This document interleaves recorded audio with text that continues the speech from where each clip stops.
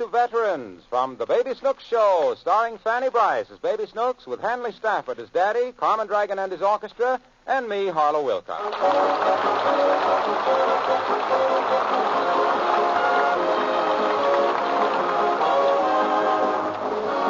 Here's to Veterans, a fast-moving quarter hour of entertainment and helpful information brought to you transcribed by the top-flight talent of radio in cooperation with the Veterans Administration. Dedicated to the citizens who served in our armed forces, now working shoulder to shoulder with their fellow Americans to make a stronger and better America for us all.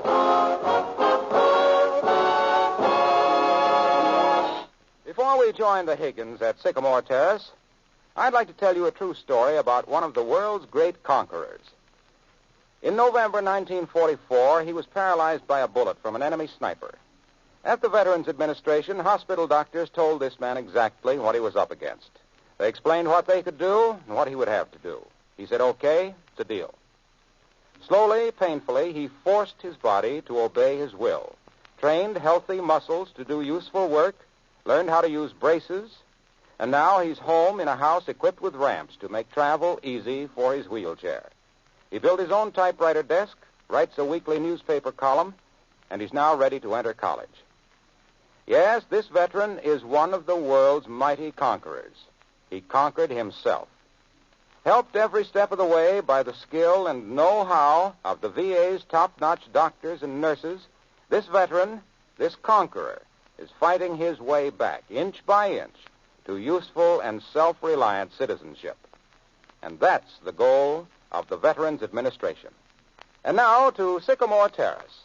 Well, the Higgins home is in a more than usually hectic state as Mummy prepares for the arrival of Charles Harding Blair, the eminent author, lecturer, and traveler. Much to Daddy's disgust, he's going to be their house guest. Well, come along, Snooks. We'll try to make ourselves presentable for the great Charles Harding Blair. While you're at it, you might glance through those books on the table. Books? Yes, Mr. Blair's books. He wrote them. The very least you can do is glance through them so you'll have some basis for dinner table conversation. Oh, Vera, this is going too far. It is not. Read me about China. Very well, I'll just read something at random. All right. Traveling in our little skiff down the Yangtze River, Yeah? we suddenly came upon a large building. The reader will never guess what it was. Maybe it was a Yankee Stadium. Very funny. Yeah, I'm funny. Do you mind if I continue reading? Please do. Very well. The reader will never guess what it was, although Oolong, my number one boy, made a feeble pun about the building, saying it might be the Yangtze Stadium. Very funny. Read me some more. All right. Africa the Mysterious, Chapter 3. Yeah. Although it was pitch dark out, I suddenly called a halt as I instinctively realized we had reached the banks of the Niassa River. We struck camp early the following day and made our way down the Niassa to Ngagi in the Tata region. What's the matter, Daddy? Nothing, that's what it says here. Oh, I thought your teeth were slipping. Now listen. The third day out, Greps, my number one boy, sighted the Ngagi escarpment. That must be him. Huh? Yeah. Lancelot, Snooks, it's Mr. Blair. Straighten up this room. Hurry. Here's a comb, Lancelot. Comb your hair. What hair? Oh, dear, I'm so excited I don't even know my own name. Well, it's not Richard. Open the door. Oh, yes. Be still, my heart. Mr. Blair, I take it. So nice to see you. Come in, won't you? You are Mrs. Higgins? Yes. And who, pray, is this? This is my daughter. My advice to you, madam, is not to take her to Africa in the open season. I've hunted things that look better than that. Well, I know she's not pretty, but she's very bright. And well-mannered. And this? My husband, Mr. Higgins.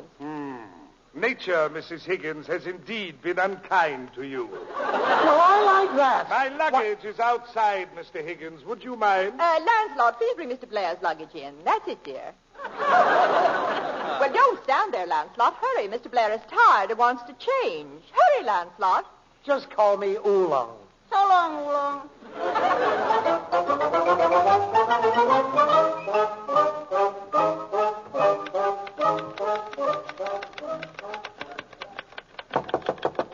Come in. How, Mr. Blair? I brought you up some lunch. Thanks. It's good, 'cause I tasted it on the way up. Just set it on the table and leave. Mummy fixed you some boiled eggs, and I baked you a pie. A pie? A pie? What kind of pie? A mud pie. Well, take it away. Take it away. I'll have no mud pie. No mud pie at all. What are you staring at? What are you doing? I'm typewriting. That's what I'm staring at. Oh, please, child, run along. I have a lecture to deliver tomorrow, and I'm trying to finish it. I want to hear your lecture. No. I want to hear your lecture. What's this thing over here? That is a beehive. A real one? No, it's a model I use in my lecture. Almost impossible to tell it from the real thing, isn't it? Yeah. I can almost feel those little bees in there that are stinging me. Even those little bees in there that are stinging you are perfect little models. Yeah. Careful, that's glass. You'll break it. No, I won't. Don't touch it. Mrs. Higgins. Mrs. Higgins. Yes, I'm right here, Mr. Blair. Get this human barnacle of yours away from me. Oh, I'm sorry. Leave Mr. Blair alone, Snook. And what were you doing, prowling around outside my door? I just came up to tell you you're wanted on the telephone. Oh, well, certainly took you long enough. I came as fast as I could. Gee, this is a pretty little make-believe bee house. Those little bees are so cute. I wonder if we'd miss it if I just took one. I'll take this one. Oh, I broke it. What'll I do? Oh, I know. There's another beehive out in the apple tree. I'll get it to him, and he won't know the difference.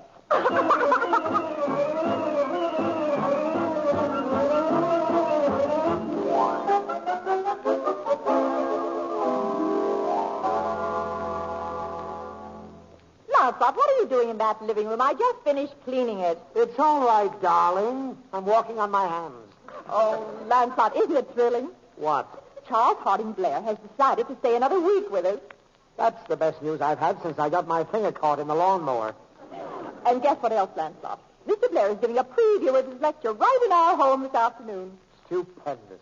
I'm having a luncheon for all the women in the ladies' auxiliary, and you can help. I've got news for you, Vera. I won't be here.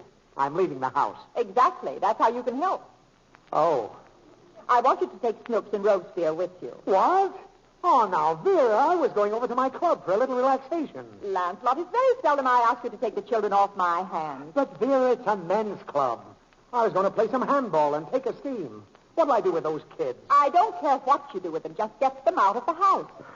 Oh, man's castle.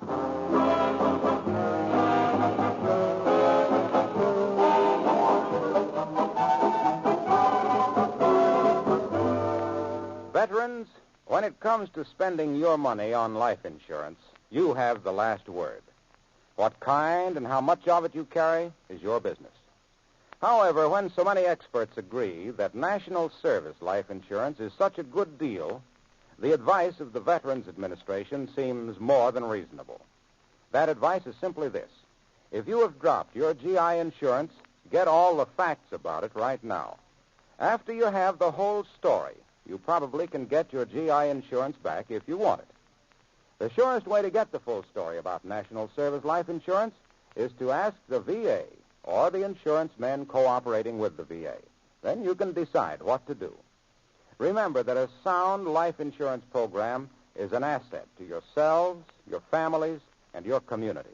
It's the badge of responsible citizenship. No veteran can afford to plan a life insurance program without taking a careful look at National Service Life Insurance. It was provided especially for you and your comrades in uniform by Congress and a grateful nation. And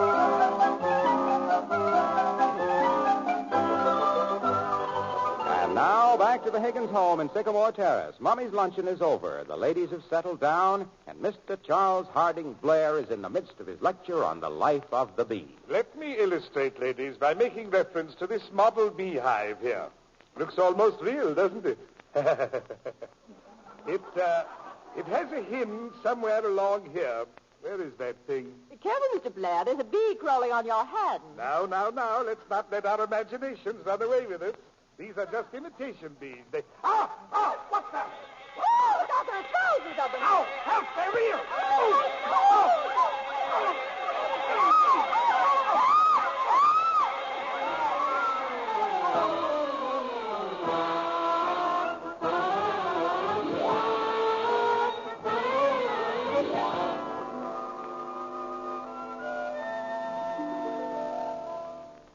Well, I guess it's safe to go in now. I don't see any cars. The women must have gone home. My dear. Oh, why are you crying? What's the matter, Mummy? Don't you what's the matter, Mummy? Me, you. Darling, what is it? What's happened? Lancelot Higgins, I protected that child many times when you wanted to give her a spanking. But now I want you to give her the licking of her life. Will somebody please tell me what happened? My whole party ruined because that child broke Mr. Blair's model beehive and substituted a real one. It was awful. There were bees all over the place. Well, where's Blair? He left in a rage. He's not staying with us anymore. He's going to Mrs. Jackson. Well, Lancelot, don't stand there. Do something. Snooks, Goodbye, Daddy. come here. Leave the room, Vera. This is not going to be pretty. Not too hard, Lancelot. Just teach her a good lesson. I'll take care of it. Outside, Vera. This is man's work. Call me when it's over. I'll be in the next room. I didn't mean it. It fell down, and I... Quiet. Here's $50. $50? Yeah. Now start bawling. But you didn't hit me yet. I'm not going to. But I want your mother to think I am. Now go ahead. Yell loud as though I'm hitting you. Take this! And this! And this! I love you, little Daddy. I love you too. And this!